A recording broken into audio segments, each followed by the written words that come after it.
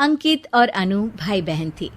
माँ बाप के देहांत के बाद बड़ी बहन अनु ने दिन रात मेहनत करके अंकित की देखरेख की और उसे पढ़ा लिखा कर पैरों पर खड़ा किया था। दोनों भाई बहन खुशी खुशी रह रहे थे। एक दिन, दीदी मुझे जॉब मिल गई है। अरे वाह भैया, तेरी मेहनत सफल हुई।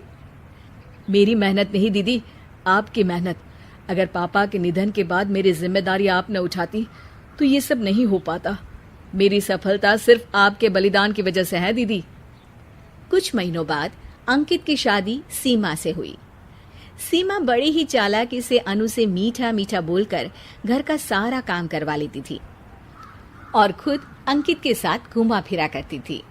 वैसे तो वो सिर्फ खाना बनाने का काम ही घर में करती थी, लेकिन अब उसे उससे भी छुटकारा चाहिए था। इसीलिए एक दिन, दीदी मेरे हाथ का खाना अंकित को पसंद नहीं आता, क्या आप खाना बना दोगी प्लीज?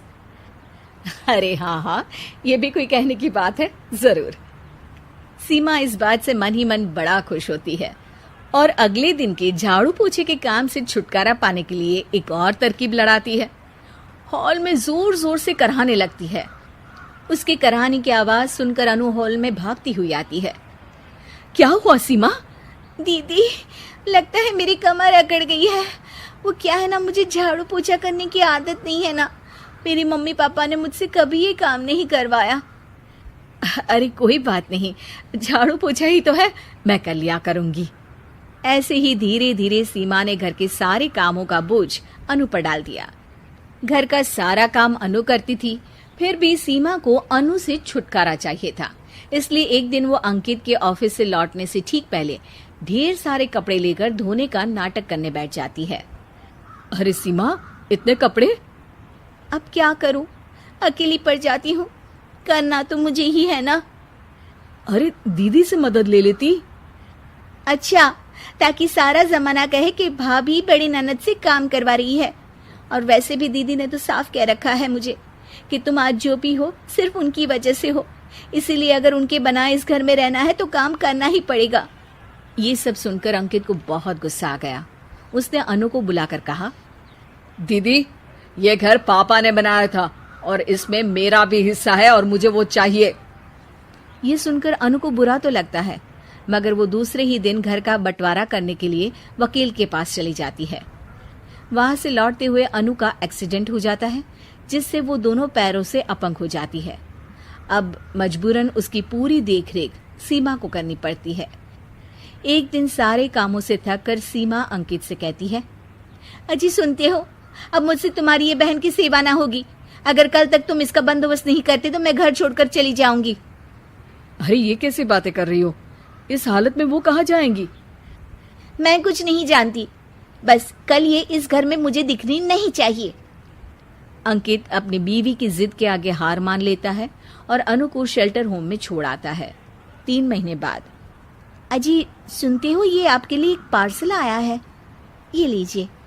अरे इसमें तो घड़ी है और एक चिट्ठी भी है। दिखाइए तो।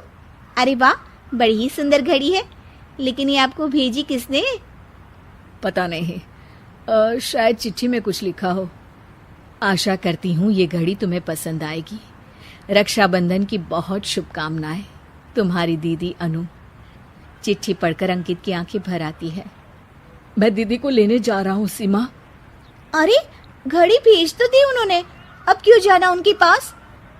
देखा सीमा, दीदी हमसे दूर जाकर भी हमारे बारे में ही सोचती है, और एक हम है जो उनकी सेवा से बचने के लिए उन्हें शेल्टर होम छोड़ा है। तुम्हारी बातों में आकर मुझसे ये क्या पाप हो गया? मैं जा रहा हूँ दीदी को लेने, और जब मैं वापस आऊं तो तुम मुझे हमारे घर में मत दिखना। इतना कहकर अंकित अनु को लेने निकल जाता है। वहां पहुंचकर, दीदी मुझे माफ कर दो, मैं तुम्हें लेने आया हूँ। भाई आज तो राखी है, आज तो मैं मना कर भी नहीं सकती। दोनों घर पहुंचते हैं। अरे सीमा, तुम अभी तक यहीं हो? निकल जाओ इस घर से। अरे वाह अंकित, फिर वही गलती कर रहे हो तुम। सीमा, तुम कहीं नहीं जाओगी। दीदी मुझे माफ कर दो, मुझसे गलती हो गई।